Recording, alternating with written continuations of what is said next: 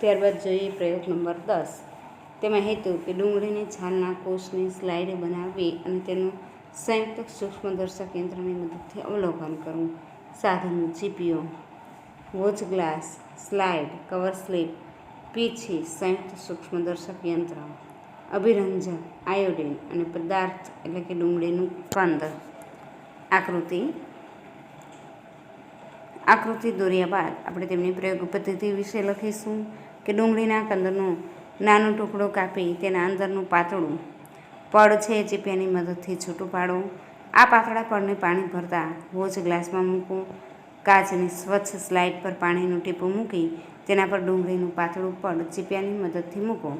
ત્યાર પછી આયોડિનનું અભિરંજકનું એક ટીપું મૂકવું.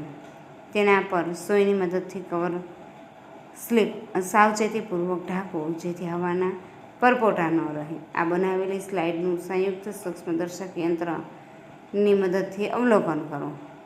અવલોકનમાં સૂક્ષ્મદર્શક યંત્રમાં નાના મોટા ખાના સ્વરૂપે કોષો જોવા મળે છે, જેમાં કોષ કેન્દ્ર, કોષ રસ, કોષ પટલ, કોષ દિવાલ અને અમુક અંગિકાઓ જોવા મળે છે. નિર્ણય: વિવિધ આકારવાળા ડુંગળીના પડમાંથી બનાવેલી રંગના સ્લાઇડમાં નાના મોટા ખાના સ્વરૂપે કોષની રચના જોવા મળે છે. જ્ઞાન ચકાસણીમાં પહેલું છે કે નીચેના દરેક પ્રશ્નની નીચે આપેલા વિકલ્પોમાંથી સાચો વિકલ્પ પસંદ કરીને ઉત્તર લખો. પહેલું, કોષ શબ્દ કોણે આપ્યો?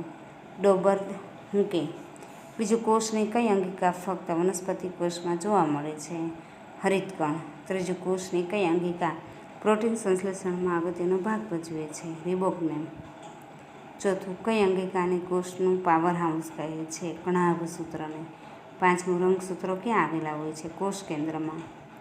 પ્રશ્ન નંબર 2, ખાલી જગ્યા પૂરો. એમાં પહેલું છે લાઇસોઝોમના પાચક ઉત્સેચકોનું નિર્માણ એ ખરબચડી અંતઃકોષ રસઝાડ કરે છે. બીજું, સ્લેઇડન અને સ્વોન નામના વૈજ્ઞાનિકોએ કોષવાદ રજૂ કર્યો હતો. ત્રીજું, કોપર્સ પટલ એ જીવાંત, પાતળું અને પસંદગીમાં પ્રવેશશીલ કલા છે. ચોથું, વનસ્પતિ કોષમાં કોષ દિવાલ મોટા ભાગે સેલ્યુલોઝની બનેલી છે. પાંચમું, રંગસૂત્રમાં રહેલા ડીએનએના અણુઓ વારસાગત લક્ષણોની માહિતી ધરાવે છે.